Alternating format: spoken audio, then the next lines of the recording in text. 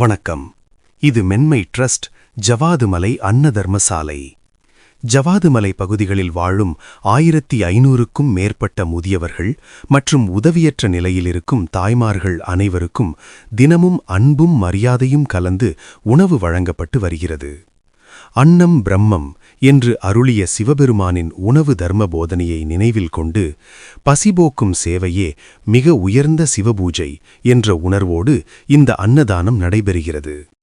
வாடிய பயிரை கண்டபோதெல்லாம் வாடினேன் என்று கூறிய வள்ளலார் பெருமான் பசியை போக்கும் சேவையே உயர்ந்த தர்மம் என்று உலகிற்கு போதித்தார்.